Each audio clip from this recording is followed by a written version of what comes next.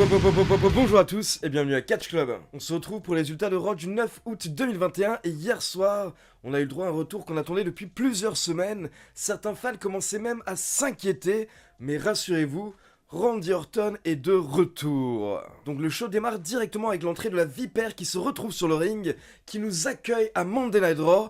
Mais là, il est interrompu par Bro, Riddle qui fait son entrée. Et là, bien entendu, Riddle dit à Randy Orton, mais Bro, t'étais où ? Tu m'as manqué. Ça m'a rappelé l'époque il y a 25 ans quand mon beau-père était parti chercher du lait et il est jamais revenu. Mais c'est bon, Orton est de retour et donc Riddle est content et il lui dit « Hey Randy, on pourrait peut-être reformer les RK Bro ». Mais là, Randy Orton répond qu'il travaille mieux tout seul et donc apparemment pour le moment Randy Orton préfère rester tout seul. Mais là, Riddle et Orton sont interrompus par les champions par équipe, AJ Styles et Omos qui montent sur le ring. Et du coup ça commence à chauffer un petit peu. Randy Orton dit que la seule chose qui est plus grand que l'ego d'AJ Styles, c'est ce connard là à côté de nous. Et bien entendu il parlait de Omos. Donc là AJ Styles se chauffe et il challenge Randy Orton à un match ce soir. Et Orton accepte. Et Orton dit que ce soir il va lui présenter les 3 lettres les plus dangereuses de la fédération, RKO. Et là il tente sa prise sur AJ Styles mais Styles l'évite. Puis Randy Orton tente un RKO sur Omos. Mais Omos rejette facilement Randy Orton. Donc Randy Orton sort du ring, mais derrière Riddle tente également un RKO sur Omos. Mais encore une fois, Omos évite facilement la prise. Il contre Riddle et à la place, il lui porte un chokeslam. Donc là, Riddle tombe en dehors du ring, il est KO et il demande l'aide de Randy Orton. Mais Randy Orton refuse de l'aider à se relever. Et Randy Orton repart tout seul.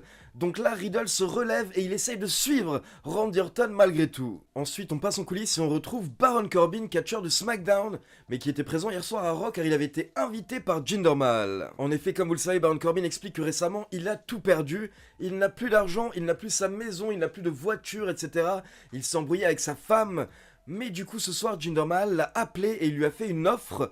Un match face à Drew McIntyre contre de l'argent. Et clairement, Baron Corbin n'est pas rassuré, il dit qu'il a peur d'affronter quelqu'un qui peut littéralement le décapiter. Mais ce soir, c'est une question de risque contre la récompense.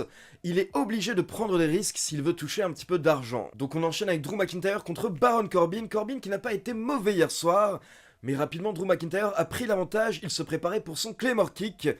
Et là, Baron Corbin l'a supplié de l'épargner et il a demandé de l'aide à McIntyre. Donc en plein match, McIntyre a pris le micro et il a dit que Corbin est totalement pathétique. Mais McIntyre commence à avoir de la peine pour lui. Donc McIntyre demande à Corbin combien il lui faudrait, quelle somme d'argent il lui faudrait pour pouvoir se débrouiller pendant quelques jours, pouvoir acheter à manger, pouvoir acheter une nouvelle chemise et surtout prendre une douche. Et là, comme toute personne normale, pour quelques jours, Corbin demande simplement 100 000 $.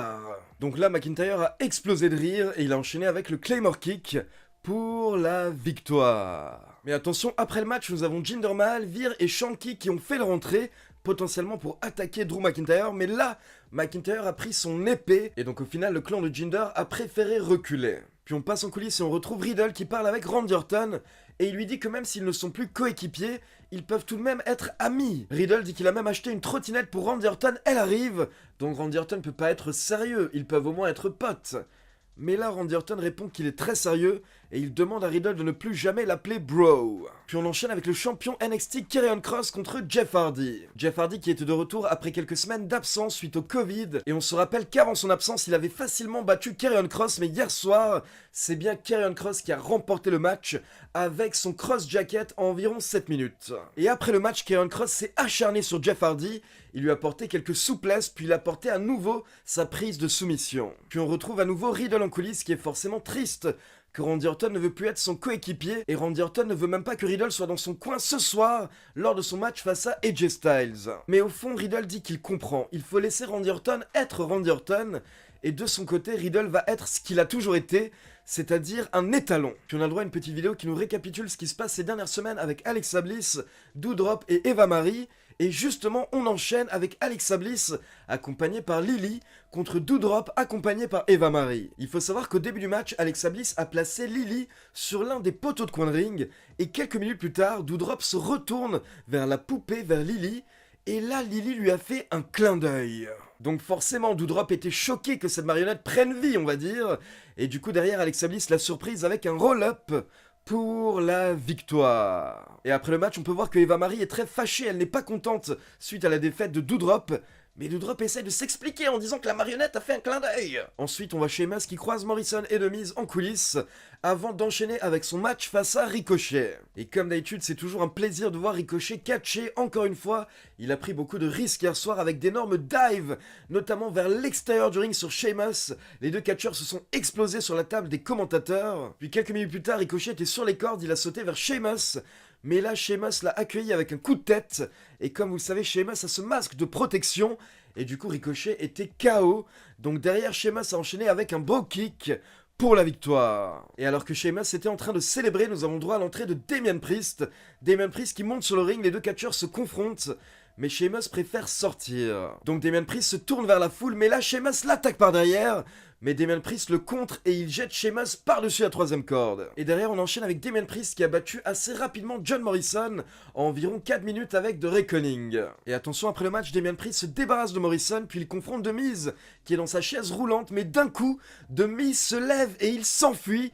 Et donc on se rend compte que The Miz n'est plus blessé, il peut totalement marcher, il peut même courir. Puis Damian Priest prend le micro pour dire que Sheamus est un bully et il le challenge à un match pour le titre des États-Unis lors de SummerSlam. Et là Sheamus refait son entrée pour répondre à Damian Priest et il accepte le challenge. Il prévient même Damian Priest de se préparer pour la bagarre de sa vie à SummerSlam. Et à la fin du segment, on a Morrison qui essaye à nouveau d'attaquer Damian Priest, mais Damian Priest se débarrasse de lui avec un énorme kick.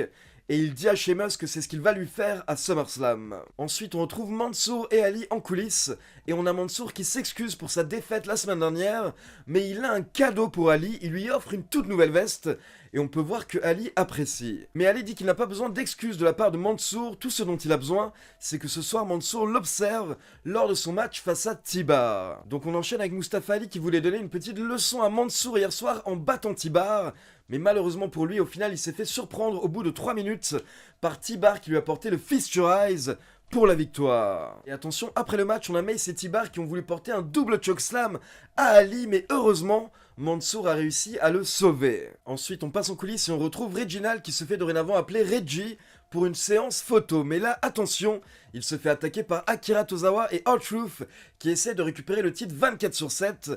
Mais au final, Reggie a réussi à prendre la fuite. Puis nous avons droit à l'entrée de MVP et Bobby Lashley qui viennent s'adresser à Goldberg. MVP déclare que recevoir un spear de Goldberg, c'est comme recevoir un camion en plein ventre. Mais MVP explique qu'il y a une chose qui est pire qu'un spear de Goldberg, c'est un spear de Bobby Lashley. Puis MVP donne un conseil au fils de Goldberg.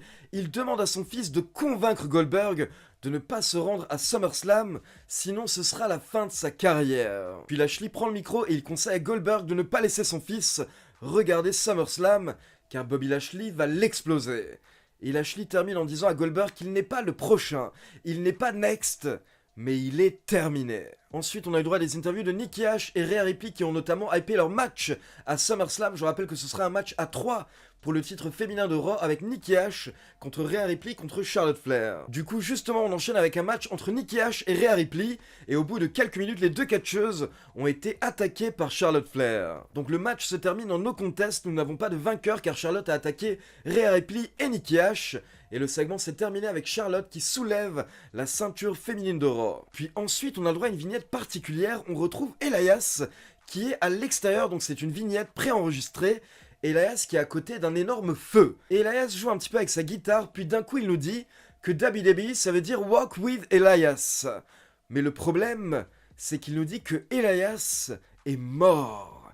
Et là, d'un coup, il jette sa guitare dans les flammes. Donc c'est une vignette très intéressante car apparemment, ça pourrait nous mener à une évolution au niveau du personnage de Elias. Puis on passe en coulisses et on retrouve Charlotte Flair qui nous dit que quoi qu'il arrive, elle repartira de SummerSlam avec le titre féminin. Puis dans un autre coin des coulisses, on a Kevin Patrick qui demande à Randy Orton pourquoi il ne veut plus faire équipe avec Riddle.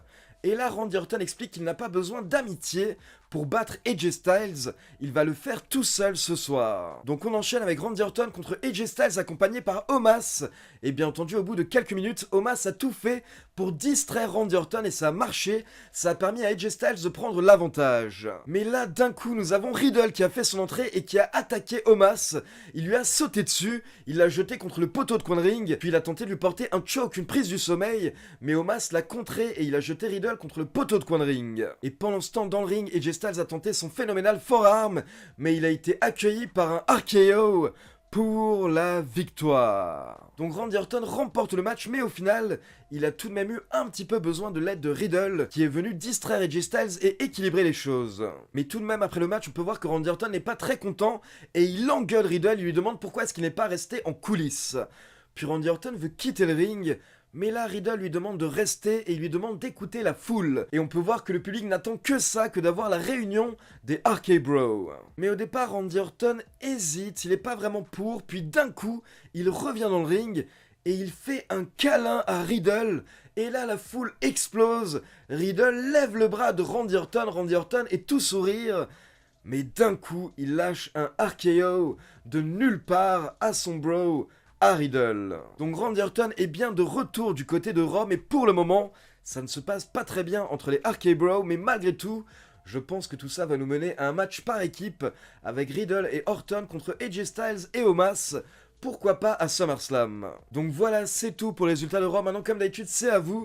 N'hésitez pas à me laisser vos avis dans les commentaires. Est-ce que selon vous, Riddle et Randy Orton vont reformer les RK Bro lors des prochaines semaines? Et comme d'habitude, n'oubliez pas de liker la vidéo, de vous abonner à la chaîne et de cliquer sur la petite cloche pour être informé de la sortie des prochaines vidéos. Ciao tout le monde!